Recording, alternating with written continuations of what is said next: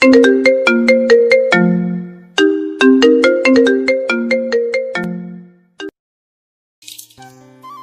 আর কাউকে কথা বলার সুযোগ না দিয়ে আমি জয়ের বাইকে উঠে বসলাম। কিছু সময় পরে হৃদয়ে উঠে পড়ল। এরপর আমি জয় আর হৃদয়কে নিয়ে আমাদের সেই পুরনো স্কুলের সামনে গেলাম। অনেকদিন পরে পুরনো সেই স্কুলটা দেখলাম। অনেকগুলো নতুন নতুন বিল্ডিং গড়ে উঠেছে। প্রথমে তো দেখে চিনতেই পেরেছিলাম না। স্যার, আপনি আমাদের এখানে নিয়ে আসেন কেন? জয়ের দিকে তাকিয়ে দেখি ও আমার দিকে তাকিয়ে আছে কিছু একটা শোনার জন্য। আমি কাউকে কিছু না বলে আমার ওয়ালেট থেকে একটা ছবি বের করে ওদের কাছে দিলাম আর বললাম, এই ছেলেকে চিনো তোমরা? জয় আর হৃদয় তো অনেকটা অবাক হয়েছে, কারণ ছবিটি ছিল আমার ছোটবেলার ছবি। আরে জয়, এটা তো শ্রাবণ। আমিও তো তাই দেখতেছি। কিন্তু স্যার, শ্রাবণের ছবি আপনার কাছে কি করে এলো? আরে ভিতর টিম, আমাকে চিনতে পারতেছিস না? আর জগা খিচুড়ি, তুইও আমাকে চিনতে পারলি না? এখানে একটা বিষয় জেনে রাখুন, আমাদের সকলের অনেক বন্ধু আছে, আর সব বন্ধুদেরই কম বেশি ডাকনাম থাকে। মানে আমরা বন্ধুরা বন্ধুদেরকে মজা করে উল্টাপাল্টা নামে ডাকি। ঠিক তেমনি হৃদয়কে আমরা সবাই ভিতর ডিম বলে ডাকতাম, আর জয়কে জগা খিচুড়ি। আমি ওদেরকে এই নামে ডাকলাম কারণ আমি শিওর এটা শোনার পরে ওদের আমাকে চিনতে কোনো ভুল হবে না। ঠিক তেমনটাই হলো। জয় আর হৃদয় কিছু সময় চোখ বড় বড় করে আমার দিকে চেয়ে রইল। এরপর হঠাৎ করে দুই হারামি আমাকে খুব শক্ত করে জড়িয়ে ধরলো আর বলতে লাগলো, শ্রাবণ, সত্যি এটা তুই? আমার তো বিশ্বাসই হচ্ছে না। আমার মনে হচ্ছে আমি স্বপ্ন দেখতেছি। দোস্ত, তুই তো পুরো নায়ক হয়ে গেছিস। শালা, এটা কি বডি বানাইছিস, পুরো ফিল্মের হিরোদের মতো। আর এতদিন কইছিলি? তো বডি থাকবে না তো কি করবে? সিআইডি অফিসার কি খালি খালি হয়েছে নাকি? দোস্ত, আমারও তো ভেবেছিলাম তোকে আর কোনোদিন ফিরে পাবো না। আমি আর হৃদয় তো তোকে খুঁজতে খুঁজতে টানা 2 বছর পড়ালেখায় মন বসাতে পারি নাই। তুই সব খুলে বলতো, কোথায় ছিলে এতদিন? এ ভাই, তোরা আমাকে আগে ছেড়ে দে, তারপর আস্তে আস্তে সব খুলে বলতেছি। তোরা তো আমাকে এমন ভাবে জড়িয়ে ধরে আছিস যেন আমি তোদের বউ। ও হ্যাঁ, আমাদের তো মনেই ছিল না। শালা, অনেকদিন পরে দেখা তো, তাই ইমোশনাল হয়ে গেছিলাম। ঠিক বলছিস। এরপর ওরা দুইজন আমাকে ছেড়ে দিল। আমি স্কুলের পাশের একটা বেঞ্চে গিয়ে বসে হাঁপাতে লাগলাম। কিছু সময় পরে জয় আর হৃদয় আমার কাছে এসে বসে পড়লো আর জিজ্ঞেস করলো, দোস্ত বল না, এতদিন কইছিলি আর হঠাৎ করে কোথা থেকে এলি? তোর বাসায় জানে তুই ফিরে এসেছিস? আরে এত প্রশ্ন একসাথে করলে আমি উত্তর দিব কিভাবে?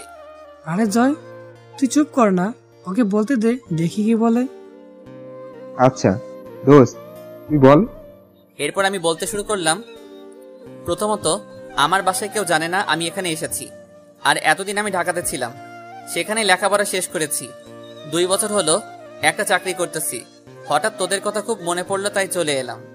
এ ভাই, তুই এবার থাম, তোকে আর বলতে হবে না, আমরা জানি তুই কি জন্য এসেছিস।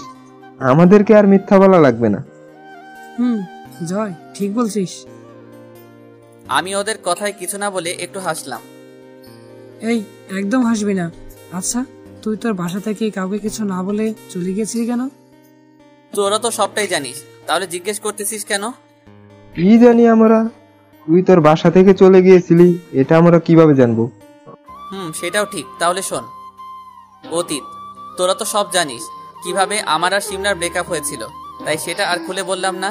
সিমলা আর আমার ব্রেকআপের আজকে 2 দিন হয়ে গেল। এই 2 দিনে যে আমি কতভাবে চেষ্টা করেছি শুধুমাত্র সিমলার সাথে একটু কথা বলার জন্য, সেইটা আমি ছাড়া আর কেউ জানে না। কিন্তু আফসোস, কোনো লাভ হয়নি। আমি সিমলার সাথে কথা বলতে পারি নাই। আজকে আমার পরীক্ষা। এটা যেমন তেমন পরীক্ষা না, এসএসসি পরীক্ষা। আমার পরীক্ষা দেওয়ার কোনো ইচ্ছেই ছিল না, তবুও ভাইয়ার ভয়ে পরীক্ষা দিতে যাই। পরীক্ষার খাতায় একদম কিছু লিখি নাই, সবগুলো পরীক্ষার খাতা একদম ফাঁকা রেখেছিলাম। কি লিখতাম আমি পরীক্ষার খাতায়? আমার মনে তখন শুধু দুঃখ, কষ্ট, বেদনা ছাড়া আর কিছু ছিল না। দেখতে দেখতে পরীক্ষা শেষ হয়ে যায়। এই কয়েকদিনে আমার অবস্থা অনেক খারাপ হয়ে গিয়েছিল। নিজের চোখের সামনে সিমলাকে দেখতে পেতাম, কিন্তু কথা বলতে গেলেই সিমলা চলে যেত। একদিন তো সারা স্কুলের সামনে বসে আমাকে চড় মারে। আমি কিছু বলি নাই, আর বলতেও পারতাম না, কারণ নিজের ভালোবাসাকে কিভাবে আঘাত করব আমার জানা ছিল না। আমার এমন অবস্থা নিয়ে আমার পরিবারের সবাই চিন্তিত ছিল, তবুও আমি কাউকে কিছু বলি নাই। 2 মাস পরে আমার রেজাল্ট আসে।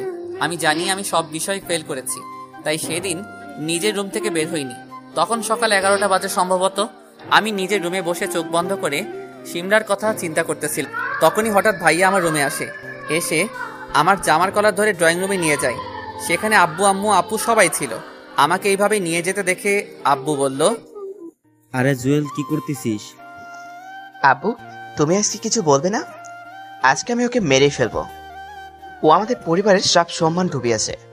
কি করেছে ও? খুলে বলবি তো নাকি? আমি কিছু বলতেছি না, আমি শুধু চুপ করে মাথা নিচু করে দাঁড়িয়ে আছি। তখনই ভাইয়া আমার মুখ তুলে আমার 2 গালে খুব জোরে 2টা চড় দিল। আমি নিচে পড়ে গেলাম। তখনই ভাইয়া বলতে লাগলো, তোমাদের সকলের আদর পেয়ে ও একটা আস্ত বদমাশ হয়ে গেছে। ওর পরীক্ষার রেজাল্ট দেখতে আমার বন্ধুর দোকানে গিয়েছিলাম। সেখানে আমার সব বন্ধুরা ছিল। আমি ওদের সামনে শ্রাবণের রেজাল্ট বের করি। রেজাল্ট কি ছিল জানো তোমরা? কি বলিস? সব বিষয়ে ফেল, এমনকি ধর্মের বিষয়ে ফেল। আমার চোখ থেকে না চাইতেও পানি গড়িয়ে পড়তে লাগলো। এরপর সবাই আমাকে সেই দিন বেশি কথা বলে। কেউ কথা শোনাতে বাদ দেয়নি, শুধু আমার ছোট বোনটা বাদে। তখন রাত 1টার বেশি বাজে। সবাই ঘুমিয়ে গেলেও আমার চোখে কোনো ঘুম নেই। আমার জীবনে আমি কোনো দিন এত বেশি কথা শুনি নাই। একটা সময় তো আমার মনে হচ্ছিল আমি সুইসাইড করি, তাহলে হয়তো আমার সব দুঃখ কষ্ট দূর হয়ে যাবে, কিন্তু পারি নাই। একদিকে ছিল সিমলার প্যারা, আর অন্যদিকে পরিবারের প্যারা। অনেক সময় ভেবে আমি একটা সিদ্ধান্ত নিয়ে ফেলি, যেটা আমার জীবনের সবচেয়ে ভালো সিদ্ধান্ত ছিল। আমি রাত 2টার সময় বাসা থেকে পালিয়ে যাই, কাউকে কিছু না বলে। হাতে কোনো টাকা ছিল না। কোথায় যাব এত রাতে, কি করব কিছুই বুঝে পাচ্ছিলাম না। আমাদের শহরের মেন রোডের পাশে একটা বেঞ্চে একা একা বসে আছি। রাস্তা দিয়ে মাঝে মাঝে 2-1টা ট্রাক যাচ্ছে ঢাকার দিকে। আমাকে যে করে হোক ঢাকা যেতে হবে। সেখানে গিয়ে কি করব, কোথায় থাকবো, কি খাবো কিছু জানি না। তবু আমার মন বলতেছে ঢাকা যেতে, কিন্তু কিভাবে যাব তাই ভাবতেছি। কাছে তো কোনো টাকা নেই। তখনই আমার সামনে একটা খালি ট্রাক এসে থামে। মনে হয় মাত্র কোনো কিছু ডেলিভারি দিয়ে এসেছে, কিন্তু এখানে হঠাৎ থামলো কেন? তখনই দেখি ট্রাকের ড্রাইভার গাড়ি থেকে নেমে রাস্তার পাশে দাঁড়িয়ে হালকা হতে লাগলো। আমি আর দেরি না করে ট্রাকের পিছে উঠে পড়ি। প্রায় 2 মিনিট পরে টের পেলাম ট্রাক চলতে শুরু করেছে। আমি চুপ করে বসে আছি পিছনে। ড্রাইভার জানে না যে আমি এখানে আছি। তখন পরিবারের কথা চিন্তা করতে করতে কখন ঘুমিয়ে গেছি জানি না। এরপর যখন আমার ঘুম ভাঙলো, তখন আমি ট্রাক থেকে নেমে গেলাম। চারিদিকে ভালো করে দেখতে লাগি। সবকিছু দেখে বুঝলাম এটা ঢাকা শহর। ব্যাস এইটুকুই। বর্তমানে দোস্ত, তুই তো পুরো একটা সিনেমার কাহিনী শোনালি আমাদেরকে। এ হারামি, এত সামান্য কারণে কেউ বাড়ি ছেড়ে চলে যায়? ভাই, তোদের কাছে সামান্য বিষয় হতে পারে, কিন্তু আমার কাছে অনেক বড় আঘাত ছিল। বন্ধু, তুই এইটা একদম ঠিক করিস নাই। জানিস আন্টি তোর জন্য কত কান্না করেছে এতদিন? আচ্ছা চল, তোকে তোর বাসায় দিয়ে আসি। আন্টি তোকে দেখলে খুব খুশি হবে। এই না না, একদম না, আমি বাসায় যাব না। মানে কি? তুই বাসায় যাবি না মানে কি? এতদিন পরে এসেছিস, আবার বলতেছিস বাসায় যাবি না? এখনো কি পরিবারের উপরে রেগে আছিস? না, রেগে নেই, তবে এখানে এসেছি একটা কাজে। কাজটা শেষ হলেই পরিবারের কাছে যাব আমি। শুধু একটু সময় দে আমাকে। তাহলে এখন কি করবি তুই? সমস্যা নেই, একটা ফ্ল্যাটে আছি আপাতত। সবই বুঝলাম, কিন্তু আমি এটা বুঝতেছি না যে তুই শূন্য পকেটে ঢাকা গেলি, আর এখন দেখতেছি সিআইডি অফিসার হয়ে ফিরে এলি। ঘটনাটা কি? আমি কোনো সিআইডি অফিসার না, তবে এইরকম কিছু একটা, সেটা অন্য একদিন বলবো। আগে আমাদের শহরটা ঘুরে দেখে আসি। অনেক বছর হলো কোনো কিছু দেখি না। আচ্ছা চল তাহলে, আজকে সারাদিন ঘুরে আসি। আর তোদেরকে আমি একটা কথা বলে দেই, যদি তোদেরকে কেউ আমার কথা জিজ্ঞেস করতে আসে তাহলে কাউকে কিছু বলবি না। সময় হলে আমি নিজেই সকলের সামনে যাব। আচ্ছা, সমস্যা নেই, কাউকে বলবো না। এরপর আমি সকলের খোঁজ খবর নিলাম। আমাদের ব্যাচের সকলেরই নাকি বিয়ে হয়ে গেছে। এরপর জিজ্ঞেস করলাম, আমার পরিবারের কথা জিজ্ঞেস করলাম। ওরা সবকিছু খুলে বলল। এখনো নাকি আমার পরিবার আমাকে মনে রেখেছে। তারা নাকি এখন আমাকে খুঁজে বেড়ায়। শুনে খুব ভালো লাগলো। তবে আমি এখনই যাব না আমার পরিবারের কাছে। আচ্ছা দোস্ত, সিমলার কি অবস্থা? ওর বিয়ে হয়ে গেছে নাকি? আবার সেই সিমলা? সারা তুই কি দিয়ে তৈরি? আরে বল না। পুলিশে চাকরি করে এখন, অনেক তেজ ওই সিমলা। পুলিশ না হলে ওকে আমি দেখে দিতাম আমার বন্ধুকে ছেঁকা দেওয়ার ফল কি হয়। আচ্ছা, ওর কি বিয়ে হয়ে গেছে? না, এখনো হয়নি। এটা শুনে কেন জানি মুখে একটা হাসি চলে আসলো। কেন সেটা জানি না, হয়তো এটাই ভালোবাসা। আচ্ছা, সিমলা কি এখনো আমাকে ভালোবাসে? ও কি এখনো আমার জন্য অপেক্ষা করে আছে? ও অপেক্ষা করলেই বা কি, আমি তো আর ওকে ভালোবাসি না। ওকে আমি আমার জীবনেই চাই না। আমি মনে মনে নিজে নিজেই কথাগুলো বলতেছিলাম, তখনই জয় বলে উঠলো, কিরে, কি ভাবতেছিস? ওর কথায় স্বাভাবিক হয়ে আমি বললাম, অনেক সময় হলো তাদের সাথে আছি, এবার বাসায় যেতে হবে। আমাকে যেতে হবে, না হলে বউ আমাকে খুব মারবে। সবাই একসাথে হেসে দিলাম। এরপর বন্ধুদেরকে বিদায় দিয়ে বাসায় চলে এলাম। আজকে খুব ভালো লাগতেছে পুরনো বন্ধুদেরকে কাছে পেয়ে। অনেক হ্যাপি মনে হচ্ছে আজকে নিজেকে। জানি না নিজের পরিবারকে কাছে পেলে কতটা খুশি হব। বাসায় এসে সোজা নিজের রুমে চলে এলাম। মোবাইলে তাকিয়ে দেখি বিকাল 4টা বাজে। আমি তাড়াতাড়ি শাওয়ার নিয়ে নিলাম। এরপর আর কোনো কিছু চিন্তা না করে বিছানায় গা এলিয়ে দিলাম। ব্যাস, সাথে সাথেই চোখে ঘুম চলে এলো।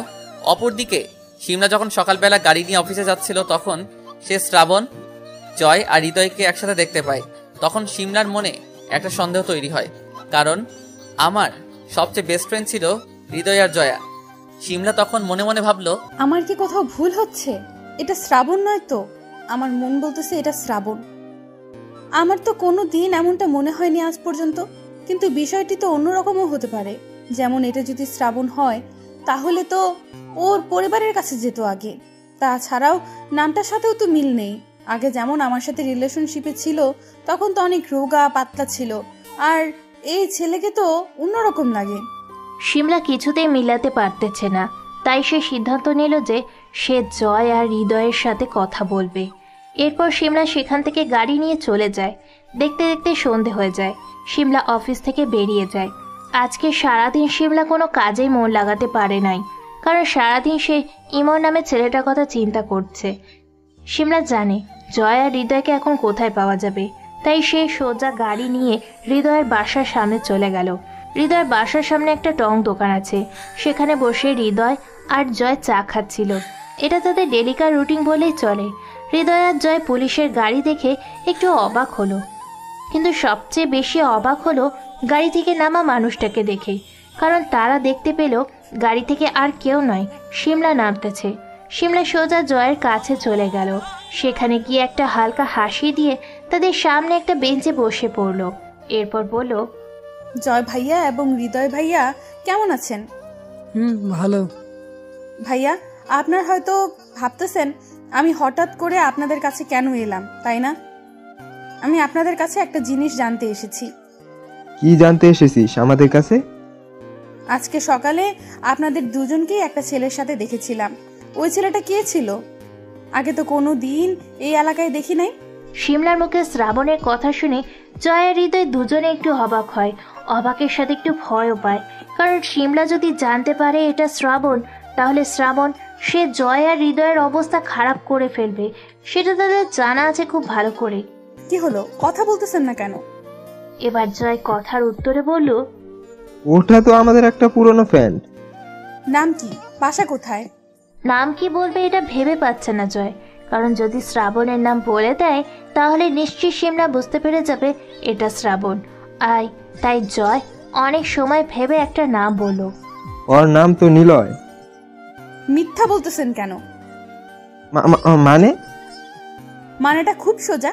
ওই ছেলের নাম নিলয় না, ওই ছেলেটার নাম ইমন। সে নিজে আমাকে বলেছিল। আর আপনি আমাকে মিথ্যা বললেন কেন?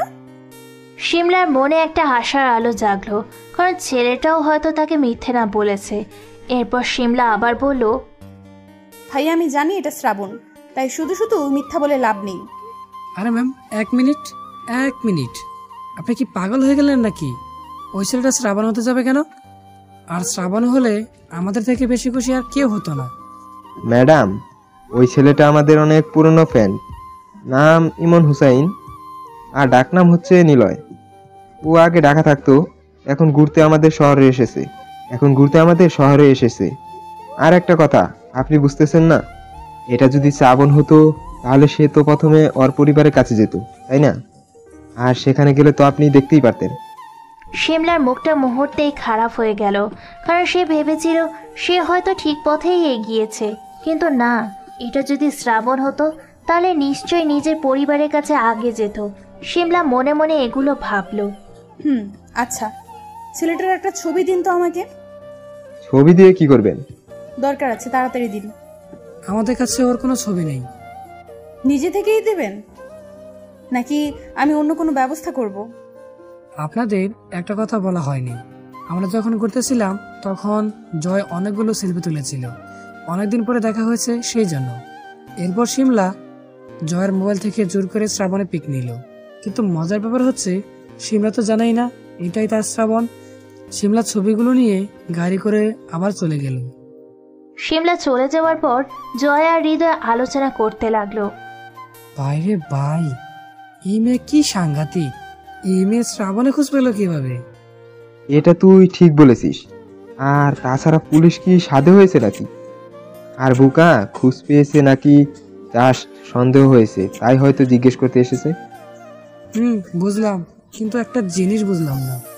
তুই আবার কি বুঝিসনি? আচ্ছা ভাই, এই শিমলা এখনো বিয়ে করে নাই কেন?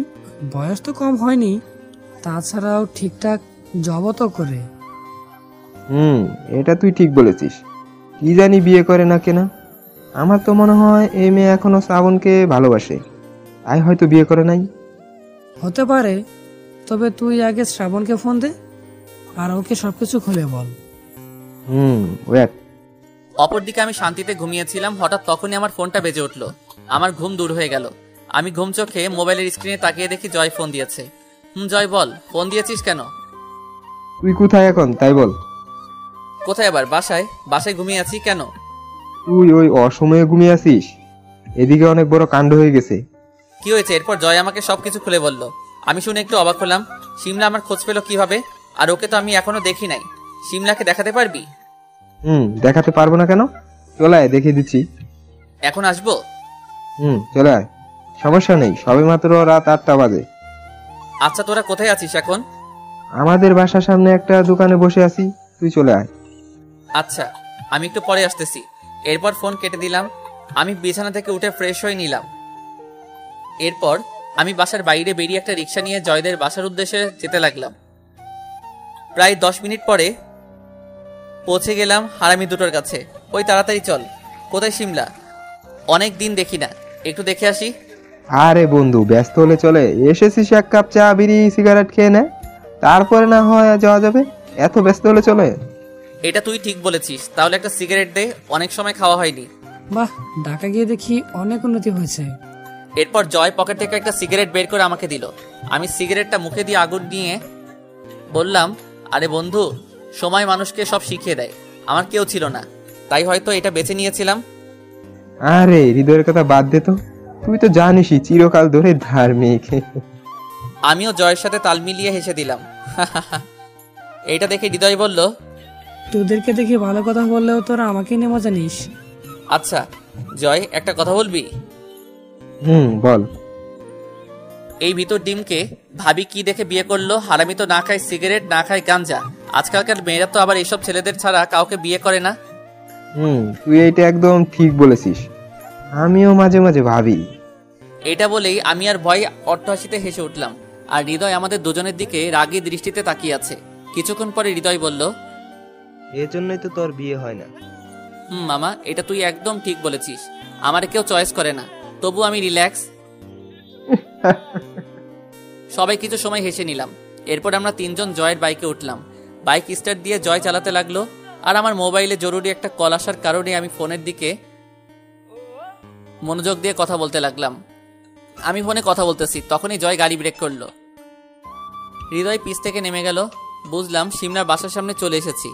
আমিও কথা বলতে বলতে গাড়ি থেকে নেমে গেলাম। প্রায় 5 মিনিট পরে কথা শেষ হলো। এরপর আমি জয়কে বললাম, কই, আমরা কি চলে এসেছি? তোর তো ফোনে কথা বলা শেষ হচ্ছে না।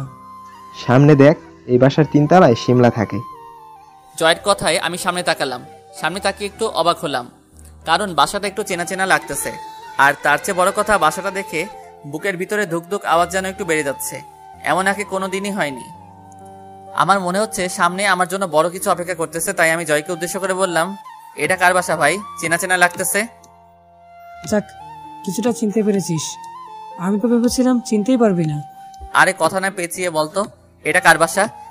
এরপর জয় যে কথাটা বলল সেটা শোনার জন্য আমি মোটেও প্রস্তুত ছিলাম না। আমি চিনতে এত বড় ভুল করলাম। এটা তোদের বাসা, চিনতে পারতেছিস না? জয়ের কথা শুনে আমি একটু পিছিয়ে গেলাম। এরপর ভালো করে বাড়িটা দেখতে লাগলাম। আগে ছিল একটা ছোটখাটো একতলা বিল্ডিং, আর এখন তো দেখতেছি 3 তলা হয়ে গেছে। এছাড়াও বাড়ির চারিপাশের পরিবেশটাও অনেক সুন্দর, যে কেউ দেখলেই পছন্দ করবে। এরপর আমি চারিপাশে তাকিয়ে দেখতে লাগলাম। এটাই আমার বাসা। অনেক দিন আসা হয় না, তাই চিনতে ভুল করেছি। তাছাড়াও এখানে আসার সময় আমি ফোনে ব্যস্ত ছিলাম, তাই খেয়াল করতে পারি নাই কোন রাস্তায় যাচ্ছিলাম। কিন্তু একটা বিষয় আমি বুঝতে পারতেছি না, আমি তো যেতে চেয়েছিলাম শিমলার বাসায়, তাহলে এই হারামিগুলো আমাকে এখানে নিয়ে এলো কেন? আমার খুব রাগ হলো, তাই আমি জয় আর হৃদয়ের দিকে তাকালাম। কি মামা, একেবারে চমকে দিলাম না? আমাকে তোরা এখানে নিয়ে এলি কেন? কেন, তুই তো বললি যে শিমলার সাথে দেখা করবি, তাই তো এখানে নিয়ে এলাম। শিমলাকে শুধু এক নজর দেখব, দেখা করব না। আর তোরা তো আমাকে শিমলার বাসার দিকে নিয়ে যাবি, তাহলে আমাকে এখানে আনলি কেন? আরে ভাই, সিমলা তো এখানেই থাকে, তাই তো তোকে এখানে নিয়ে এলাম। আমি হৃদয়ের কথা শুনে খুব অবাক হলাম। মানে? মানে হচ্ছে শিমলা তোদের বাসায় ভাড়া থাকে অনেক আগ থেকে। What the fuchka? ভাই এগুলোর মানে কি? সেটা আমরা কি করে বলবো বল? আমরা যেটুকু জানি শুধু সেটুকুই বললাম, বাকিটুকু তুই খুঁজে বের কর। ভাই তোরা আমাকে এটা কি শোনালি? আমার মাথায় তো কিছুই আসতেছে না। অবশেষে কিনা এক্স গার্লফ্রেন্ড আমার বাসায় ভাড়া থাকে? আজব। তুই চুপ কর, এটা তোর বাসা না, ওকে? তুই অনেক বছর আগে বাসা থেকে পালিয়ে গেছিস, এখন আর এটা তোর বাসা নেই। জয়, তুই ঠিক বলছিস। জয় আর হৃদয়ের কথা শুনে আমি আর এক মুহূর্ত দাঁড়িয়ে না থেকে বাসার গেটের সামনে বসে ওদের দুজনকে উড়াধুরা মারতে লাগলাম। এইবার বোঝ কেমন লাগে, মজা করার আর মানুষ পাস নাই। হঠাৎ করে কে যেন আমাকে ভাইয়া বলে ডাক দিল। আমি জয় আর হৃদয়কে ছেড়ে দিয়ে পিছনে ঘুরে তাকালাম। পিছনে তাকিয়ে একটু অবাক হলাম, কারণ আমার সামনে দাঁড়িয়ে আছে বাসের সেই মেয়েটি যার সাথে আমি খুলনা এসেছিলাম। আমি একটা হাসি দিয়ে বললাম, আরে তুমি এত রাতে এখানে কি করো? আমারও তো একই প্রশ্ন, আপনি এত রাতে এখানে কি করেন? জয় ভাইয়া আর হৃদয় ভাইয়াকে মারতেছেন কেন? আমি তো একটা কাজে এখানে এসেছিলাম। এক মিনিট, তুমি কি জয় আর হৃদয়কে চিনো? আজব, চিনবো না কেন? অনেক আগে থেকেই চিনি। ও আচ্ছা, তুমি কিন্তু আমার একটা প্রশ্নের উত্তর দিলে না। এইদিকে জয় আর হৃদয় অবাক চোখে আমাদের দিকে তাকিয়ে আছে, কিছুই বুঝতেছে না, কারণ শ্রাবণ বলেছিল কেউ তার আসল পরিচয় জানে না। তাহলে এটা কি? ও, আপনাদের তো বলাই হয়নি, এই মেয়েটা আর কেউ নয়, এই মেয়েটার নাম জান্নাত। আর জান্নাত হচ্ছে শ্রাবণের সেই ছোট বোন, অনেক বড় হয়ে গেছে, তাই হয়তো শ্রাবণ চিনতে পারে নাই। আর জান্নাতও অনেক বছর পর দেখতেছে, তাই চিনতে পারে নাই। মোট কথা, দুই ভাই বোন কেউ জানে না যে তারা দুইজন আপন ভাই বোন। কোন প্রশ্ন ভাইয়া? এই যে তুমি এত রাতে একা একা রাস্তায় কি করো? ভাইয়া, আপনি না অনেক বোকা। এই যে পিছনে যে বাসাটা দেখতে পাচ্ছেন, এই বাসাটা আমাদের, আমি এখানেই থাকি। মেয়েটির কথা শুনে আমি থ হয়ে গেলাম। মেয়েটির দিকে ভালো করে একবার তাকালাম। তাহলে আমার সন্দেহই কি ঠিক হতে চলেছে? এটা কি আমার সেই ছোট্ট আপুটা? না, কিছুই ভাবতে পারতেছি না। কি হলো ভাইয়া, চুপ করে গেলেন কেন? আমি ভাবনার জগৎ থেকে ফিরে এসে স্বাভাবিক হয়ে জিজ্ঞেস করলাম, আচ্ছা তোমার নামটা যেন কি? সে কখন থেকে জিজ্ঞেস করব করে করা হয়নি। জান্নাতুর নাইমা, সবাই জান্নাত বলেই ডাকে, আপনি চাইলে জান্নাত বলে ডাকতে পারেন। আমি অবাকের চরম সীমানায় পৌঁছে গেলাম। আমি জয় আর হৃদয়ের দিকে ঘুরে তাকালাম। ওরা তো দুইজন চোখ বড় বড় করে আমার দিকে চেয়ে আছে। আমি ওদেরকে চোখের ইশারায় জিজ্ঞেস করলাম, এটাই কি আমার বোন? ওরা চোখ দিয়ে হ্যাঁ সূচক জবাব দিল। কি হলো ভাইয়া, কথা বলেন না কেন? না এমনি। তোমার নামটা কিন্তু খুব সুন্দর। কে রেখেছিল তোমার এই নামটা? নামটা কে রেখেছিল এই কথা জিজ্ঞেস করায় জান্নাতের মুখটা কালো হয়ে গেল। এর কারণ আমি বুঝতে আর বাকি নেই, কারণ জান্নাতের নামটা আমি নিজেই রেখেছিলাম। তখন আমার বয়স 6-7 হবে। সকলের সাথে যুদ্ধ করে আমার বোনের নাম আমি রেখেছিলাম। যাই হোক, গল্পে আসা যাক। কি হলো, বলতেছো না কেন? আমার ভাইয়া রেখেছিল। ও আচ্ছা, তোমার ভাইয়ার নাম কি? সেটা অন্য এক সময় বলবো, এখন বাসায় যাই, দেরি হয়ে যাচ্ছে, আব্বু বকা দিবে অনেক।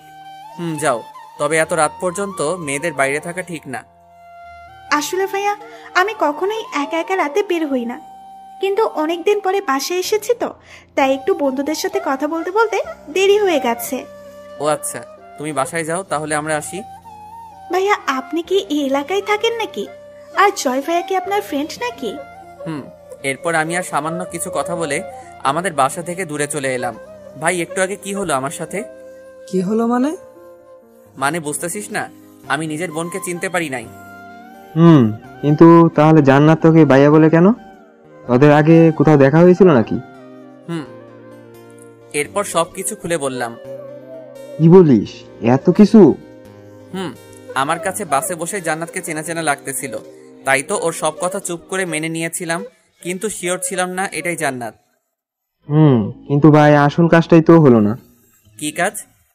আরে মিয়া, আমাদের ভাবিকেই তো দেখাতে পারলাম না শ্রাবণকে। ফাইজলামও বন্ধ কর। সিমলা তোদের ভাবি হতে যাবে কোন দুঃখে? সেটা সময় হলে দেখা যাবে। আচ্ছা ভাই, চল বাসায় যাই, অনেক রাত হয়ে গেছে।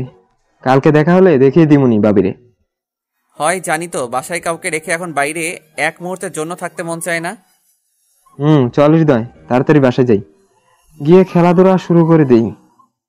ছি ছি ছি, একটু তো শরম কর হারামি। এরপর আমরা যে যার বাসায় চলে এলাম।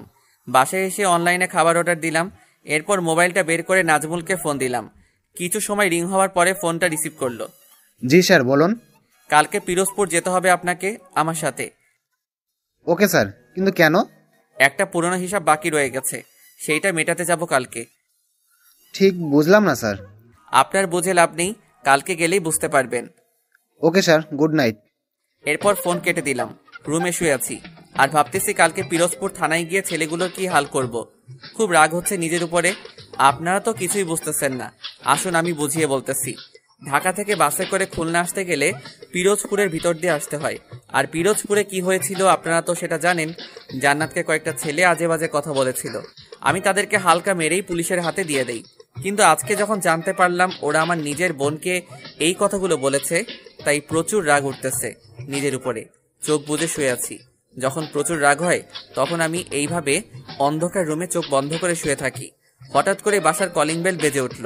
আমি গিয়ে দরজা খুলে দিলাম। দেখলাম একটা ছেলে খাবার নিয়ে এসেছে। আমি খাবার নিয়ে ভিতরে চলে এলাম। এরপর রাতের খাবার খেয়ে নিলাম। এখন রাগ অনেকটা কমেছে, তাই ল্যাপটপ আর এক কাপ চা নিয়ে ছাদে চলে এলাম। ছাদের এক কোণে ছোট্ট একটা টেবিল এবং 2টা চেয়ার রাখা আছে। আমি ল্যাপটপ টেবিলে রেখে চা খেতে লাগলাম আর রাতের এই ঠান্ডা আবহাওয়ার মজা উপভোগ করতে লাগলাম। চারিদিকে কোনো শব্দ নেই, শুধু মাঝে মাঝে কয়েকটা গাড়ির আওয়াজ পাওয়া যাচ্ছে। এরপর আমি আলামিনকে ফোন দিলাম। এই হচ্ছে সে আলামিন, যে নেট বিষয়ে একটু বেশি ধারণা। হ্যাঁ স্যার, বলুন, কি মনে করে ফোন দিলেন? আলামিন, একটু খোঁজ নিয়ে দেখতো এনামুলের বড় কোনো মিটিং আছে কিনা খুব তাড়াতাড়ি। 2 মিনিট সময় দিন স্যার, আমি খুঁজে দেখতেছি। 2 মিনিট পরে। স্যার, কাছাকাছি কোনো মিটিং নেই, তবে 1 মাস পরে অনেক বড় একটা মিটিং আছে, যেখানে অনেক বড় বড় লোকজন আসবে। সাধারণ কোনো মানুষ এই মিটিংয়ে আসতে পারবে না স্যার। হা হা হা, যত বড় মিটিং হোক না কেন, এই শ্রাবণ সব মিটিয়ে প্রবেশ করার ক্ষমতা রাখে। স্যার, আমার থেকে ভালো সেটা আর কে জানে। বুঝলি আলামিন, এনামুলের ভাগ্যটা অনেক ভালো, তাই 1 মাস সময় পেয়ে গেল। জি স্যার, ঠিক বলেছেন। এরপর আরো কিছু সময় কাজের ব্যাপারে কথা বলে ফোনটা রেখে দিলাম। কিছু সময় চোখ বন্ধ করে রইলাম। তখনই আগে সে পুরনো দিনের কথাগুলো মনে পড়ে গেল। পুরনো কথা ভাবতে ভাবতে টেরই পাইনি যে রাত 1টা বেজে গেছে। তাই তাড়াতাড়ি চেয়ার থেকে উঠে সবকিছু গুছিয়ে নিয়ে নিজের রুমে চলে এলাম। এরপর আর 7-5 না ভেবে সোজা ঘুমের দেশে হারিয়ে গেলাম। সকালবেলা ঘুমিয়েছিলাম, তখনই বাসার কলিং বেলের আওয়াজে ঘুমটা ভেঙে গেল। ঘুম চোখে মোবাইলের দিকে তাকিয়ে দেখি সকাল 10টা বেজে গেছে। ইস, অনেক দেরি হয়ে গেছে।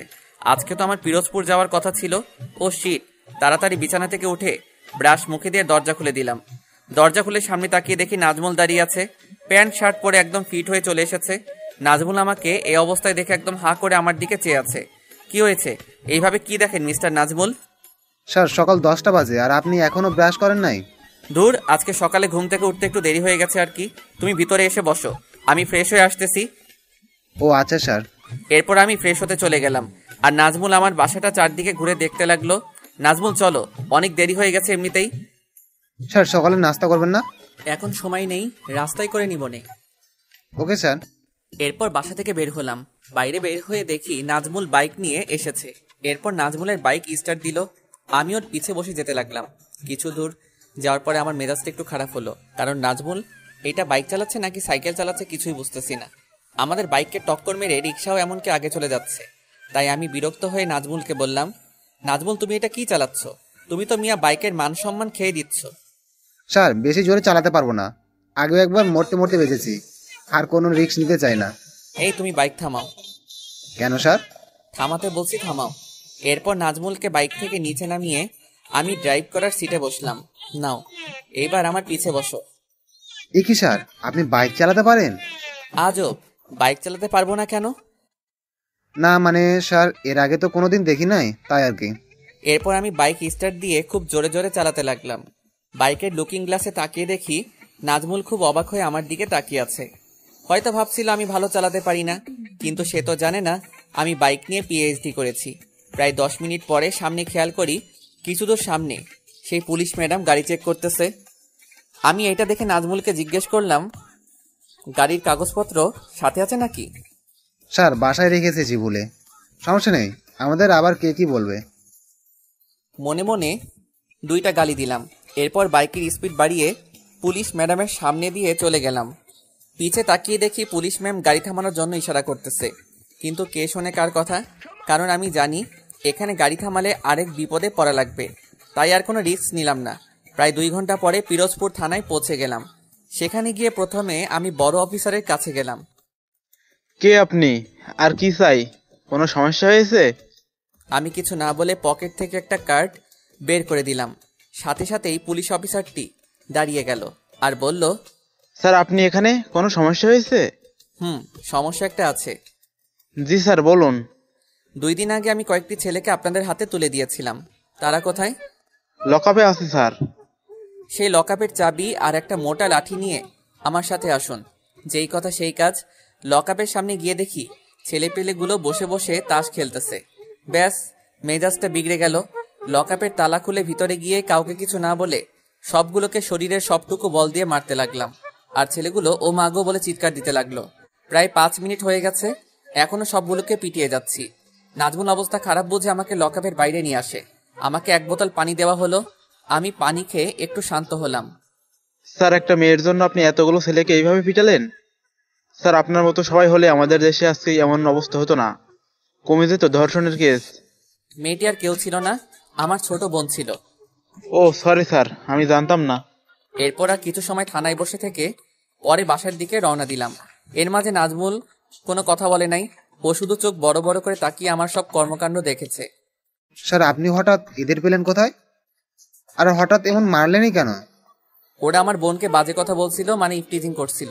ও এই ব্যাপার। স্যার আপনি একদম ঠিক করেছেন।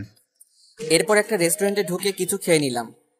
পিরোজপুর থেকে বাসায় আসতে প্রায় 3 ঘন্টা লেগে যায়। নাজমুল আমাকে বাসার সামনে নামিয়ে দিয়ে চলে যায়। আমি আর কোনো কিছু না ভেবে বাসায় ঢুকে যাই। তখন দুপুর 2টা বাজে। আমি শাওয়ার নিয়ে ফ্রেশ হয়ে দুপুরের জন্য কিছু একটা রান্না করে খেয়ে নিলাম।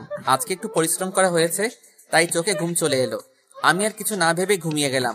ঘুমের মধ্যে হঠাৎ টের পেলাম আমার গায়ে বৃষ্টি পড়তেছে। আমি তো আমার রুমে ঘুমিয়ে আছি, তাহলে বৃষ্টির পানি আসবে কোথা থেকে? কিন্তু আমি স্পষ্ট টের পাচ্ছি আমার শরীরের কিছু অংশ ভিজে আছে। তাই আর চোখ বন্ধ করে না রেখে চোখ মেলে তাকালাম। চোখ খুলেই আমি অবাক হয়ে যাই। আমার সামনে পুলিশ ম্যাম হাতে একটা মগ নিয়ে দাঁড়িয়ে আছে, আর তার পিছনে 2 জন পুলিশ। আমি প্রথমে ভেবেছিলাম এটা স্বপ্ন, কিন্তু পরে দেখে আমার শরীর সত্যি পানি। তাই বিছানা থেকে লাফ দিয়ে উঠে পড়লাম। আর এখানে কি হচ্ছে বোঝার চেষ্টা করতেছি, কারণ আমার সম্পূর্ণ মনে আছে আমি যখন ঘুমাতে এসেছিলাম তখন বাসার মেইন দরজা লক করে এসেছিলাম। তাহলে পুলিশ ভিতরে এলো কেন, আর আমাকেই বা ঘুম থেকে তুললো কেন? এইরকম হাজারো প্রশ্ন নিজের মনে ঘুরপাক খাচ্ছিল। তখনই পুলিশ ম্যাম বল, ওই এইভাবে হা করে তাকিয়ে আছিস কেন? এইভাবে তাকিয়ে না থেকে আমাদের সাথে চল। মানে কি? আপনারা আমার বাসার ভিতরে ঢুকলেন কিভাবে? সেই সব আমরা তোকে বলতে পারবো না, তুই এখন আমার সাথে চল। এক্সকিউজ মি ম্যাম, ভদ্রভাবে কথা বলুন। আপনি আমাকে তুই করে বলতেছেন কেন? আমি অপরাধীদের সাথে সবসময় এইভাবেই কথা বলি, বেশি কথা না বলে চল। ওয়েট, অপরাধী? কে অপরাধী? আমি কি অপরাধ করেছি জানতে পারি? হাবিলদার, আপনি ওনাকে নিয়ে বাইরে আসুন, আমি গাড়ির কাছে যাচ্ছি। আমি অবাক হয়ে তার যাওয়া দেখতে লাগলাম। ভাইরে ভাই, এটা কি কোনো পুলিশ নাকি অন্য কিছু? আমার কি অপরাধ কিছুই বলতেছে না, আজব। এরপর 2 জন পুলিশ আমাকে ধরে নিয়ে গাড়িতে বসিয়ে দিল।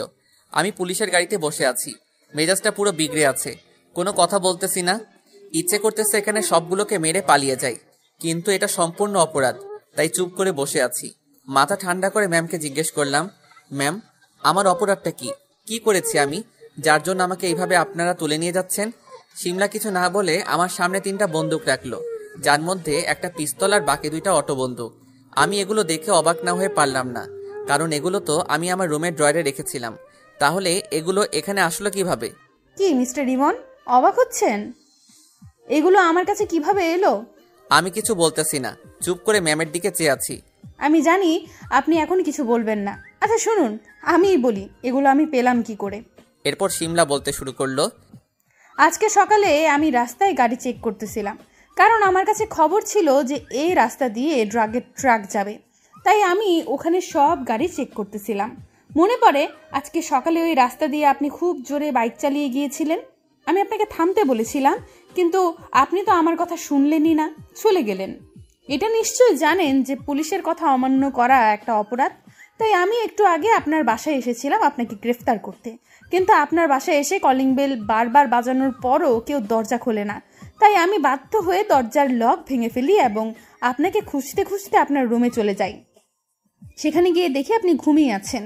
আমি একটু অবাক হলাম, কারণ এত ঘুম কোথা থেকে আসে আপনার। যাই হোক, আমি আপনার রুমটা একটু ভালো করে দেখতেছিলাম, তখনই আমার চোখ যায় এইগুলোর দিকে। ড্রয়ার খোলা ছিল।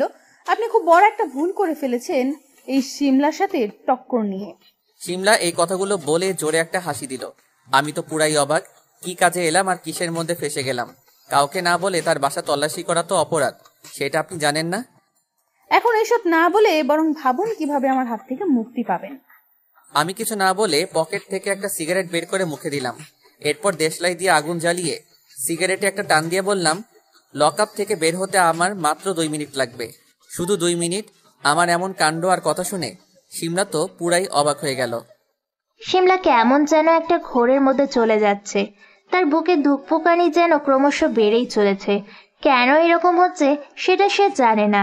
শিমলা কোনো মতেই যেন তার চোখের সামনে ছেলেটার চোখের দিকে তাকাতে পারছে না। ইচ্ছে করতেছে ছেলেটার মুখের সিগারেটটা ফেলে দিয়ে তাকে 2টা থাপ্পড় মারতে।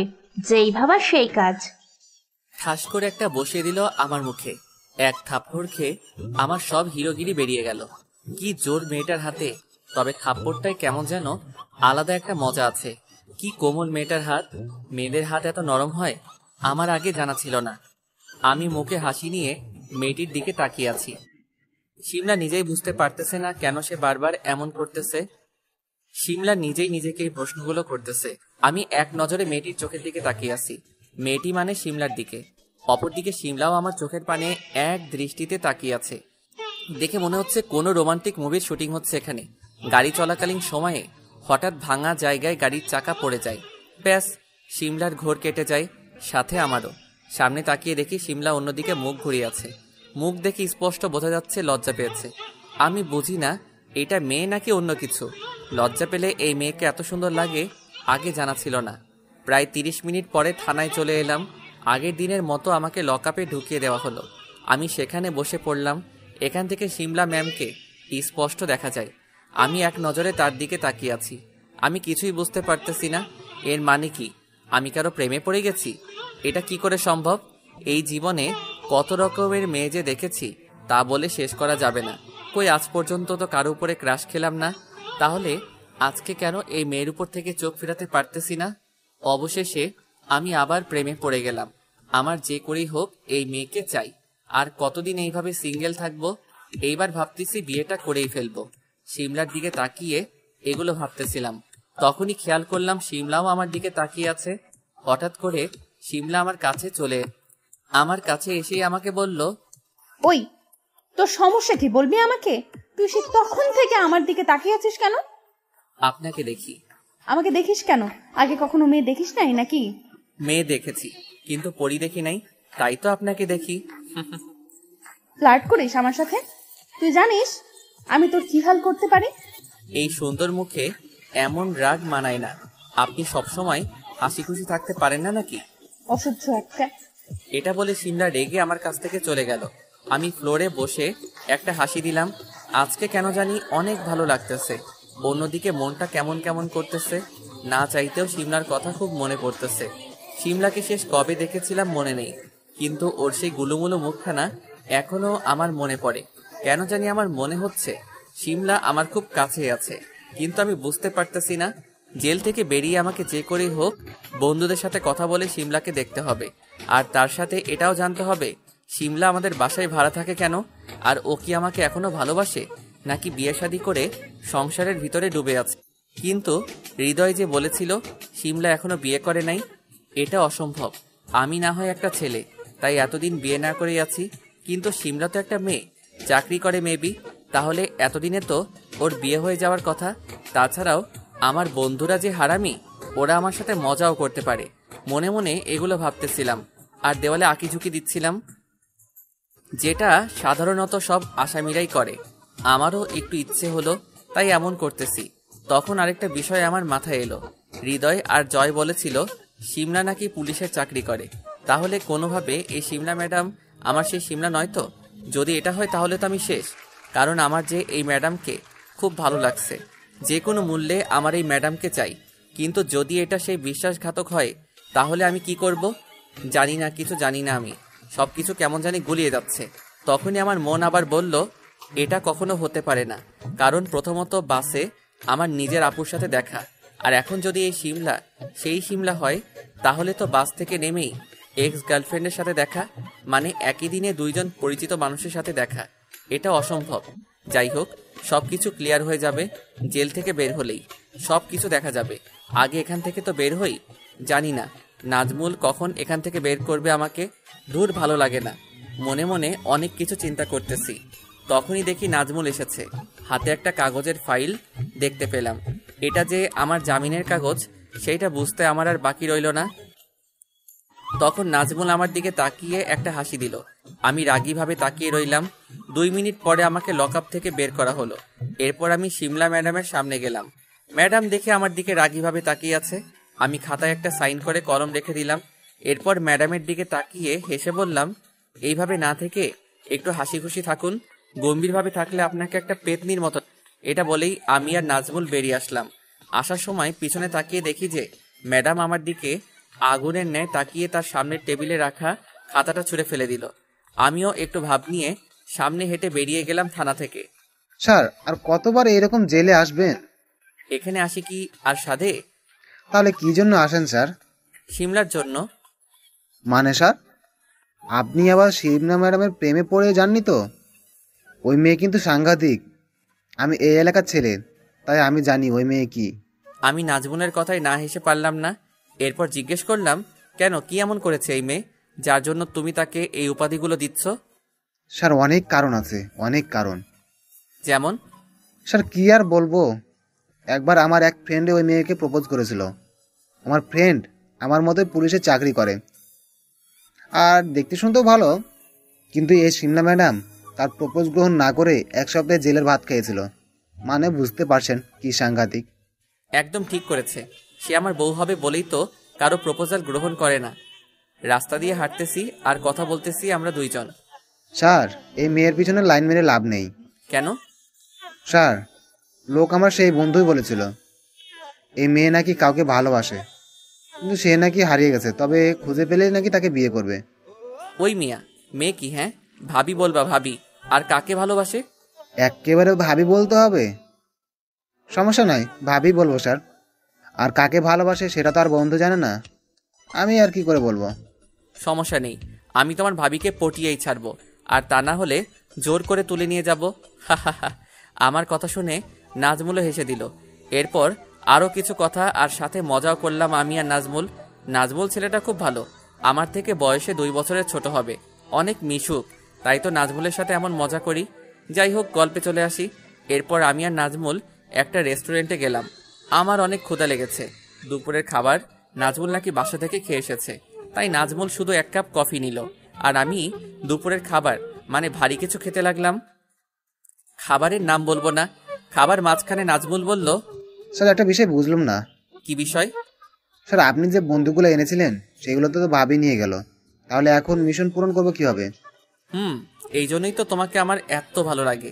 আমিও সেটা চিন্তা করতেছিলাম, কিন্তু সমস্যা নেই, আমার অনেক লোক আছে। তাদের একজনকে ফোন করে জানিয়ে দিলেই আমার বাসায় এসে সবকিছু পৌঁছে দিয়ে যাবে। ও আচ্ছা, তাহলে তো কোনো সমস্যা নেই স্যার। আর কোনো সমস্যা হবেও না, কারণ আমি যার কাছ থেকে পারমিশন এনেছি তার উপর দিয়ে কথা বলার মতো আমি কাউকে দেখি না। এটা জাস্ট একটা গল্প, সো ডোন্ট বি সিরিয়াস। সেটা আমি খুব ভালো করেই জানি স্যার। আমার ভাগ্যটা না অনেক ভালো। যেমন? এই যে চাকরির প্রথম কাজটা আপনার সাথে করার সুযোগ পেয়েছি। তুমি মিয়া ভালোই পাম দিতে পারো দেখতেছি। স্যার, এটা সত্যি। সেই সব সাইডে রাখো, বয়স তো অনেক হলো। এইবার বিয়ের কথাটাও একবার চিন্তা করো। আমার এমন কথা শুনে নাজমুল তো পুরো লাল হয়ে গেছে লজ্জায়। ছেলেরাও যে এত লজ্জা পায় সেইটা আমি নাজমুলকে না দেখিলে জানতাম না। কি বিয়ে শাদী নিয়ে কিছু চিন্তা করেছো? আমাদের এই মিশনটা শেষ হলেই ওর পরিবারের সাথে কথা বলবো। ও মানে কি? তার মানে তোমার গার্লফ্রেন্ড আছে? স্যার। আল্লাহ, তোমার মতো এমন বোকা ছেলেকে কোন মেয়ে পছন্দ করলো?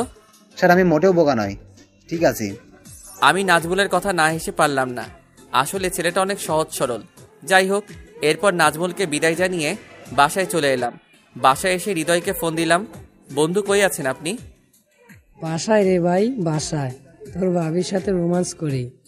হারামি, তুই কি কোনোদিন ভালো হবি না? আর রাখতো, আমার বউয়ের সাথে আমি যা ইচ্ছা করব, এখানে খারাপের কি আছে? ওই তুই বকবক না করে জয়কে নিয়ে আমার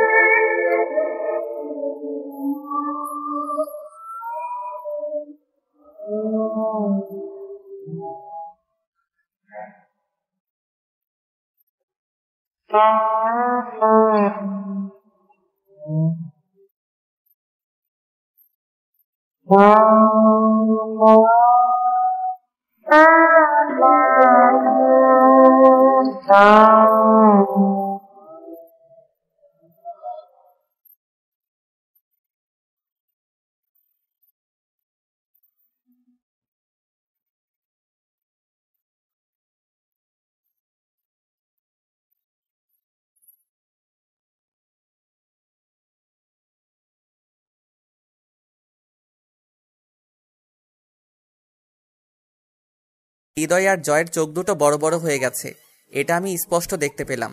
কিন্তু আমার ভয় লাগতেছে এটা ভেবে যে একটু আগে থানা থেকে বের হলাম, এখন আবার অন্যের বাসায় উকি দিচ্ছি। এইটা আবার ম্যাডাম দেখে ফেলেছে, তাহলে বুঝতেই পারতেছেন যে কি হতে চলেছে। আমাদের সবাইকে এমন ভয় পেতে দেখে শিমলার মনে মনে অনেক হাসি পেল, কিন্তু শিমলা রাগী গলায় জয়কে উদ্দেশ্য করে বলল, জয় ভাইয়া, আপনি এই সময় এখানে কি করেন? আর এই ছেলেটাই বা আপনাদের সাথে কেন? হৃদয়ের মুখ দিয়ে কোনো কথা বের হচ্ছে না। আপনারা তো জানেনই হৃদয় হচ্ছে ভিতর ডিম। জয় কোনো মতে স্বাভাবিক হয়ে বলল, আপু তেমন কিছু না, এটা হচ্ছে আমাদের বন্ধু। ও নতুন এসেছে এই শহরে, তাই ওকে আর কি আমাদের শহরটা একটু ঘুরিয়ে দেখাচ্ছি। সবই বুঝলাম, কিন্তু শহরটা কি এই বাসার ভেতরে নাকি, যে তিনজনই এই বাসার দিকে উঁকি মারতেছিলেন? এমন কিছু না আপু, এমনিতেই বাসাটা খুব সুন্দর, তো তাই সবাই মিলে একটু ভালো করে দেখতেছিলাম। ও আচ্ছা, কিন্তু আমি একটা জিনিস বুঝলাম না, আপনারা তো ভালো ছেলে, তাহলে গুন্ডাটা আপনাদের বন্ধু হয় কিভাবে? এতক্ষণ আমি চুপ ছিলাম, কিন্তু এইবার আর চুপ থাকতে পারলাম না, কারণ আমাকে গুন্ডা বলতেছে। তাই আমি বললাম, এক্সকিউজ মি, আপনি কাকে কি বলতেছেন? এই গুন্ডাটাকে আমি গুন্ডাই বলতেছি, একটা গুন্ডাকে আমি গুন্ডাই বলতেছি। আপু আপনারা দুজন দুজনকে চিনেন? একে তো আমি খুব ভালো করেই চিনি, দুইবার অ্যারেস্ট করেছি, একে কি করে ভুলে যাই?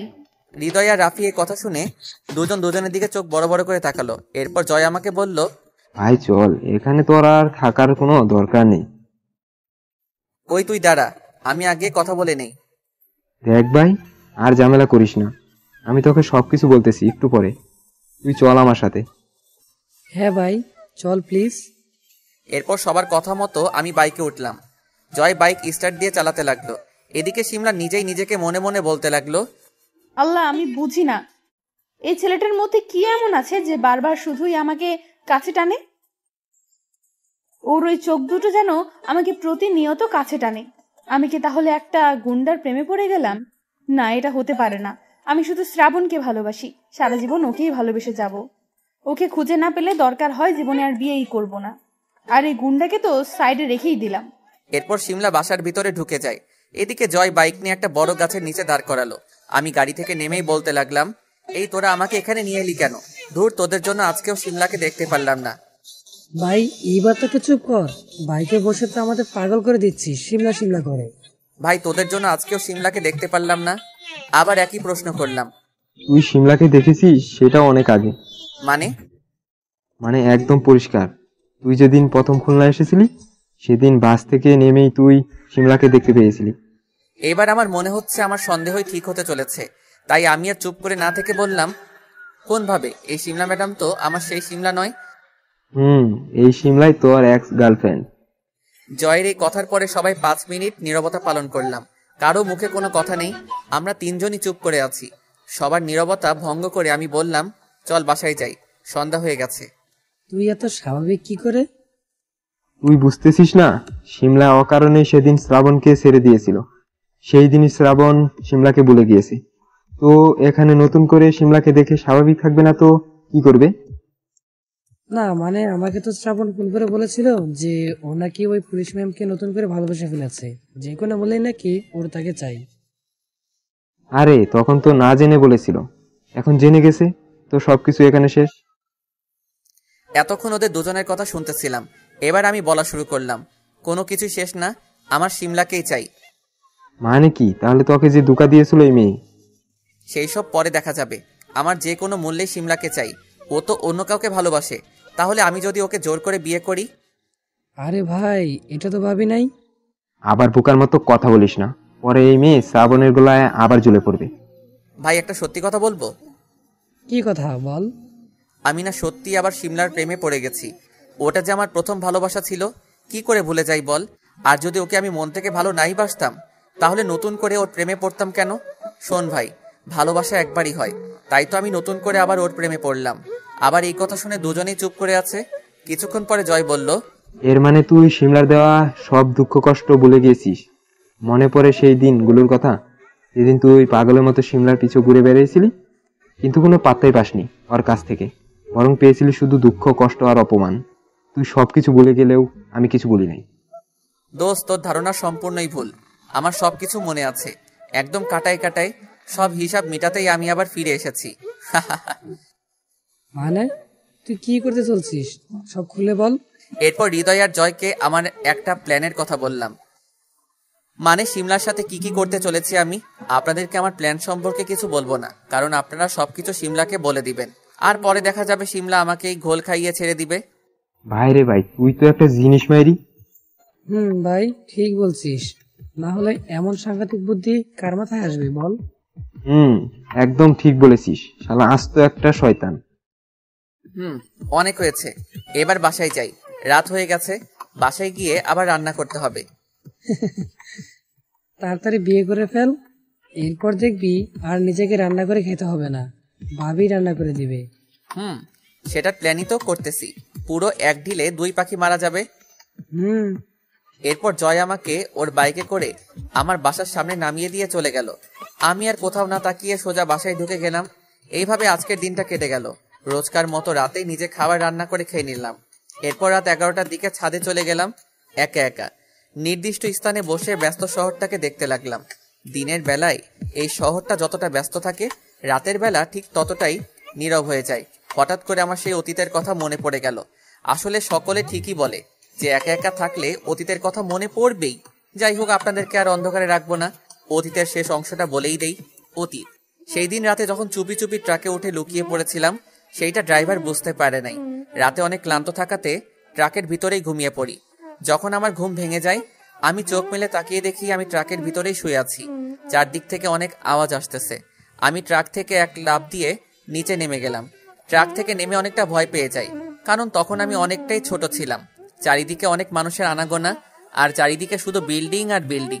কি করব, কোথায় যাব কিছু জানি না। রাস্তা দিয়ে হাঁটতেছি আর চারিদিকে শুধু তাকিয়ে তাকিয়ে দেখতেছি। এটা যে ঢাকা শহর সেটা আমি বেশ ভালো করে বুঝে গেছি। এই প্রথমবারের মতো আমি ঢাকা শহরে এলাম। আমার অবাক হওয়া যেন শেষই হচ্ছে না। আমি আগে জানতাম না যে আমাদের দেশে এত প্রকারের মানুষ আছে।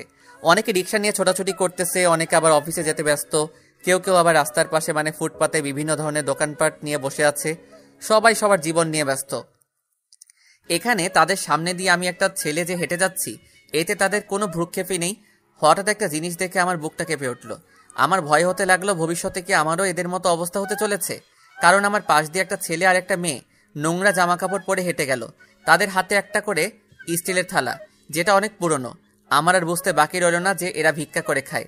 আমার খুব ভয় হতে লাগলো। কি করে খাবো আমি? আমার বয়সও তো কম, কে দেবে আমাকে কাজ? মনে এমন হাজারো প্রশ্ন নিয়ে আমি হাঁটতে হাঁটতে একটা স্কুলের সামনে চলে এলাম। স্কুলটা দেখতে অনেক বড়। এত বড় স্কুল এর আগে আমি কখনো দেখি নাই।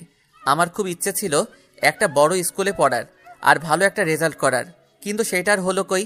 এখন আমি স্কুলেই পড়তে পারি কি না সেটারই নিশ্চয়তা নেই। একটা দীর্ঘশ্বাস ফেলে আবার হাঁটা শুরু করলাম। একটা দোকানের ডিজিটাল ঘড়িতে বাইরে থেকে দেখতে পাই যে সকাল 11টা বেজে গেছে। এদিকে আমার পেটে যে সেই রাত থেকে কিছু পড়ে নাই, প্রচুর ক্ষুধা পাচ্ছে। কিন্তু কি খাবো? এখানে যদি কাউকে গিয়ে বলি যে ভাই একটু খাবার পাওয়া যাবে, তাহলে নিশ্চয়ই থাপ্পড় ছাড়া আর কিছু পাওয়া যাবে না। তবুও খাবার খোঁজ করতে লাগলাম। অনেককে বললামও, কিন্তু কোনো লাভ হলো না। এই শহরের মতো সবাই ব্যস্ত, কেউ কাউকে নিয়ে ভাবে না। এরপর বাধ্য হয়ে একটা টিউবওয়েল থেকে অনেকটা পানি খেয়ে নিলাম। এইবার কিছুটা হলেও শান্তি লাগতেছে। কিন্তু ক্ষুধার জ্বালা কি আর পানিতে মিটে? তবুও এইভাবে আজকের দিনটা কেটে গেল।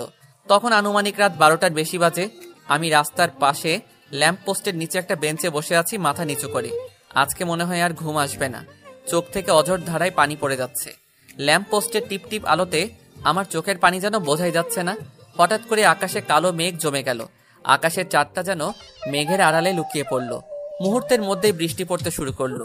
কোনো ইচ্ছে নেই বৃষ্টি থেকে বাঁচার। আমি সেই জায়গায় বসে বসে বৃষ্টিতে ভিজতে লাগলাম। এইভাবে 10-15 মিনিট হয়ে গেল। আমার এখন ইচ্ছে করতেছে আমি যদি এই নিষ্ঠুরতম পৃথিবী থেকে চলে যেতে পারতাম তাহলে অনেক ভালো হতো। হয়তো আমি বেঁচে যেতাম, এই কষ্ট থেকে তো অন্তত মুক্তি পেতাম। আমার চোখের পানি যেন এই বৃষ্টির পানির কাছে কিছুই না। আমার চারিদিকে কি হচ্ছে না হচ্ছে আমার সেটা দেখার কোনো ইচ্ছেই নেই। আমি আমার চিন্তায় ডুবে আছি। বৃষ্টির মধ্যে 30 মিনিটের বেশি সময় ধরে ভিজতেছি। জানি না ভবিষ্যতে আমার জন্য কি অপেক্ষা করতেছে। হয়তো আজ রাতেই আমার জীবনের শেষ রাত।